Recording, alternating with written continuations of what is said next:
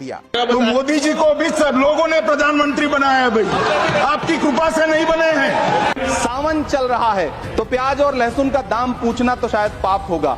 सभापति महोदय, अपने शीश महलों में बैठे हुए सरकार के सांसद और मंत्री कह रहे हैं कि महंगाई कम हो रही है। संसद की कैंटीन से बाहर निकल करके एक चाय का कप खरीदिए, तब समझ में आएगा कि महंगाई कम हो रही है या बढ़ रही है। किसी एक दिन अपनी किसी मजदूर की तरह अपनी दिन भर की दिहाड़ी लेकर के बाजार जाइए और अपने बच्चों के लिए राशन खरीदिए, तब पता चलेगा कि महंगाई कम हो रही है या नहीं हो रही है। यहाँ बैठ करके बड़ी बड़ी बातें करना आसान है। ये चूनर धानी धानी भूल जाते, ये पुरवा की रवानी भूल जाते, जो आकर 4 दिन गांव में रहते तो सारी लंतरानी भूल जाते। किसानों से चिढ़ी हुई सरकार ने बजट में किसानों के एमएसपी की लीगल गारंटी नहीं दी, लेकिन याद रखिएगा, जो किसान का नहीं वो हिंदुस्तान का नहीं। सभापति महोदय, मुझे वित्त मंत्री जी से पूछना है कि वो जो कुछ साल पहले 100 स्मार्ट सिटी बनाने का ढोल पीटा गया था, सुना है उस ढोल में पानी भर गया है। देखा आपने, आज सवाल सीधे उस सत्ता से है जो खुद को गरीबों की सरकार कहती है। इमरान प्रतापगढ़ी ने संसद में वही बात उठाई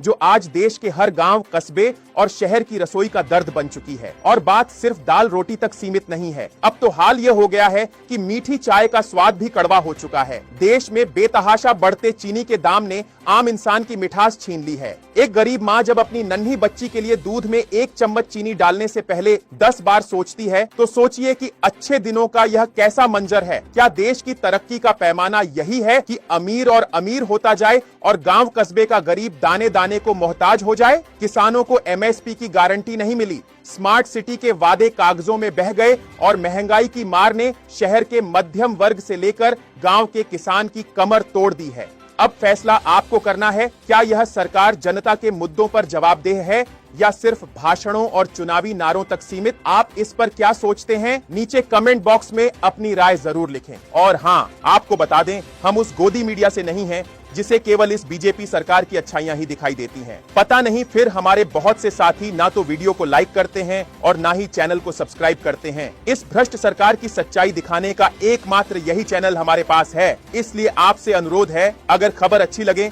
तो वीडियो को लाइक और चैनल को सब्सक्राइब कर दिया करो। बाकी आपकी मर्जी। चलिए बढ़ते हैं अगली बड़ी खबर की ओर।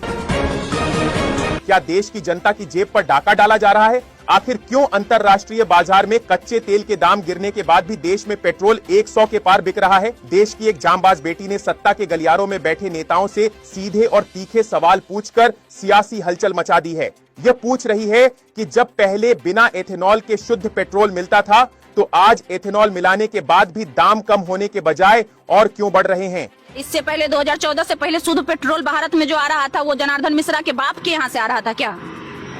इससे पहले देश में शुद्ध पेट्रोल आ रहा था कि नहीं आ रहा था? आ रहा था। लोग गाड़ियों में डाल रहे थे कि नहीं डाल रहे थे? 2014 से पहले देश में गाड़ियां चल रही थी कि नहीं चल रही थी?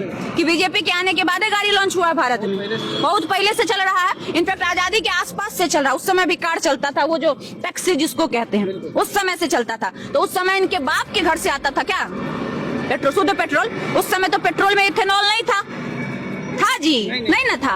इतनी 3 गड़बड़ी जिलाए हैं, और जब से गड़बड़ी जिलाए हैं तब से गड़बड़ी ही गड़बड़ी निकल कर सामने आ रहा है। तो नितिन गड़बड़ी जी के गड़बड़ी को छुपाने के लिए ये लोग जो उस पे पॉलिसिंग कर रहे हैं, ये पॉलिसिंग नहीं चलने वाला है। भारत का जनता समझ चुका है कि नितिन गड़बड़ी जी बहुत बड़ा गड़बड़ी करने के फिराक में है। अपन बेटवा के कंपनी को बढ़ाने के लिए और अपन बेटा को अरबपति खरबपति बनाने के लिए इस देश के लाखों करोड़ों, छोड़ दीजिए अरबों जनता का गाड़ी खराब करवाना, उसका मेहनत पे पानी फेरना और उसके खून को चूसने का काम ये लोग करने वाले हैं। वरना ये लोग बोल रहे थे कि युद्ध चल रहा है इसलिए पेट्रोल का दाम महंगा हो रहा है। युद्ध खत्म हो गया है, ऑलमोस्ट खत्म हो गया है।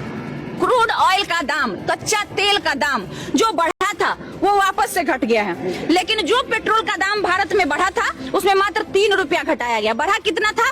10 से 13 रुपया। 104 रुपए था, 103 और 104 था, आपको याद कुछ दिन पहले। और अभी बेगूसराय की धरती पर हम खड़े हैं और यहाँ बगल में पीछे में पेट्रोल पंप है। यहाँ का रेट 113, फोटो लगा दीजिएगा ले जाके खींच के। यहाँ का दाम 113 रुपया है। मतलब बढ़ाया गया तब 10 रुपया और जब घटाया गया था बीच में तो 3 रुपया। 7 और 8 पर लाके 9 पर छोड़ दिया गया।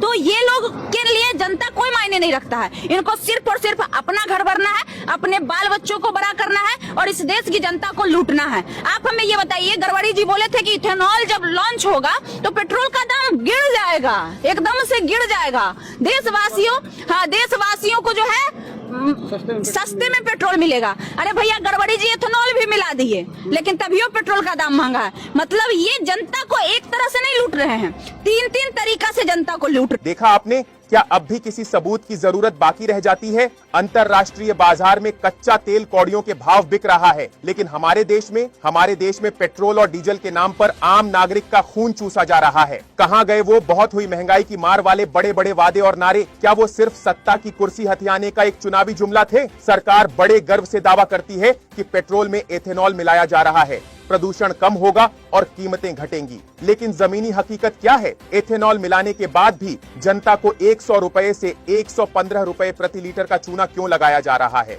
हैरानी की बात तो यह है कि जब जनता या विपक्ष सवाल पूछता है तो सत्ताधारी नेता बेशर्मी भरे बयान देकर देश के नागरिकों का मजाक उड़ाते हैं। बेगूसराय की इस जांबाज बेटी ने आज वो सवाल पूछ लिया है जिसे पूछने की हिम्मत मेन स्ट्रीम मीडिया का एक बड़ा तबका खो चुका है। ये सरासर आम जनता की कमाई पर सरकारी लूट है, टैक्स पर टैक्स, सेस पर सेस, लेकिन बदले में जनता को क्या मिल रहा है? सिर्फ खोखले भाषण और महंगाई का असहनीय बोझ। क्या सरकार के पास इन तीखे सवालों का कोई ठोस जवाब है, या फिर हर बार की तरह इस बार भी असल मुद्दों से ध्यान भटकाने का खेल खेला जाएगा? फैसला देश की जनता को करना है। इस लूट पर आपकी क्या राय है? कमेंट बॉक्स में जरूर बताएं। चलिए बढ़ते हैं अगली बड़ी खबर की ओर। देश में बढ़ती बेरोजगारी, महंगाई और भ्रष्टाचार के खिलाफ जनता का गुस्सा एक कदर बढ़ रहा है कि लोग सड़कों पर उतरने के लिए मजबूर हैं। इस वीडियो को देखिए। हमारे रिपोर्टर के माइक के सामने खड़ा यह शख्स कोई विपक्षी नेता नहीं, बल्कि खुद को कभी भाजपा का पक्का वोटर बताने वाला एक आम नागरिक है। आज इसका गुस्सा 7वें आसमान पर है। इस शख्स ने प्रधानमंत्री नरेंद्र मोदी और केंद्र सरकार की नीतियों पर तीखे प्रहार किए। इसमें से एक आदमी जो है यहाँ खड़ा है, अगर सही में कसम खा के बोल दे, अपने माथे पर रख अपनी माँ की कसम खा के बोल दे कि मोदी को चाय बेचते हुए अब मैं बोल रहा हूँ, अब मेरा सुनिए, इसी मोदी को देख रहा हूँ देश बेचते हुए। भैया 14 छोड़ दीजिए, 3 बार मोदी को वोट दिया। अरे 3 बार। और मैं अपने बाप कसम खा रहा हूँ, मैं अपनी माँ की कसम खा के रहा हूँ, जिंदगी में सबसे बड़ा अपराध किया। इस बीजेपी को वोट देने के कारण 7 महीने क्लोज अरेस्ट में रहा, ये मेरे पास साक्ष्य है। अगर आपको लगता है कि आगे कितनी बार बीजेपी को वोट देंगे आप? अब हमारा जूता ना दे, जूता ना दे, हमारा रोआ ना दे। हम कह रहे हैं हमारे साथ 1 लाख के करीब मेरे यूट्यूब पे फॉलोअर है। ठीक, मेरे भाई पर 1 करोड़ के करीब है। हम सब लोगों से यही कहेंगे, आप बीजेपी के विचारधाराओं पे जाओ और 2.5 लाख का अभी कर्ज पे जो घूम रहे हो, चिंता मत करो। अगर ये मोदी रह गया तो आने वालों का, अभी नितिन नवीन का एक बयान, आप ये दिल्ली पुलिस की तुलना अमित शाह से ना करें। ये दिल्ली पुलिस किसी के बाप की नहीं है, देश की है। ये राजधानी है देश की, ठीक है। ये इनके जैसे कितने प्रधानमंत्री गृह मंत्री आए और चले गए। आपको याद होगा 14वां 15वां ये बदल लेगा, सीट किसी के बाप की नहीं होती। और एक बात जान लीजिए, ये पुलिस वाला आज भी, मैं कहता हूँ ये पुलिस के बारे में कोई अगर कहता तो मुझे तकलीफ लगता है। वो वर्दी पहने हुए 24 आवर्स खड़ा है, वो किसी का नहीं है।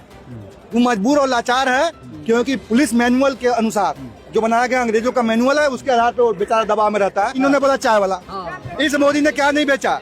रेल बेच दिया अडानी को, ठीक है, एयरपोर्ट बेच दिया अडानी को। जो बोला अभी हमारे यहाँ के बिहार के सबसे उद्योगपति हैं अनिल अग्रवाल, वेदांता के मालिक को इनके घर में रेड मरवा दिया। आजा अडानी अंबानी, आजा हमारे पास, ठीक है। आप जाके उठा के देखिए कि अडानी का पहले, आज से 2014 से पहले उसकी आय कितनी थी, आज उसकी संपत्ति कितनी। अरे चमचागिरी में मिली हुई सीट को जो है नितिन नवीन बाप के जागीर ना समझे। ये देश का किसान बुद्धिजीवी समाजों का दिया हुआ सीट है। बीजेपी में 1988 में हमने हमारे पिताजी चंदा दिए थे, 1990 में हमारा पिताजी जो है बीजेपी के कारण जेल में गए थे, और आज उस बीजेपी के नितिन नवीन ठेकेदार हो गए। हमने उस बीजेपी को देखा दौर पे, लोगों के घर से चंदा मांग के खड़ी हुई है बीजेपी। सुना आपने, यह कोई राजनीतिक भाषण नहीं है, यह उस मतदाता का गुस्सा है जिसने कभी उम्मीदों के नाम पर अच्छे दिनों के सपने देखकर इस सरकार को अपनी उंगली की स्याही से सत्ता सौंपी थी, लेकिन आज वही नागरिक कैमरे के सामने खड़े होकर अपनी ही पसंद पर आंसू बहा रहा है। क्या देश की जनता ने सत्ता इसलिए सौंपी थी कि सरकारी संपत्तियां, रेलवे और एयरपोर्ट्स मुट्ठी भर उद्योगपतियों की तिजोरियों में सिमट जाएं? आज देश का युवा, किसान और आम करदाता कर्ज और महंगाई के बोझ तले दब रहा है, जबकि दूसरी तरफ सत्ता के करीबियों का साम्राज्य दिन दूना रात चौगुना बढ़ता जा रहा है। शख्स की बातें कोई मामूली आरोप नहीं है, यह उस भरोसे का टूटना है जिसे बड़ी बड़ी जुमलेबाजी और विज्ञापनों के पीछे छिपाया जा रहा था। सत्ता में बैठे नीति निर्माताओं को यह समझ लेना चाहिए कि जनता को हमेशा प्रचार के चश्मे से नहीं बहकाया जा सकता। जब थाली से रोटी गायब होती है, जेब खाली होती है और देश की संपत्ति पर सिर्फ चुनिंदा पूंजीपतियों का कब्जा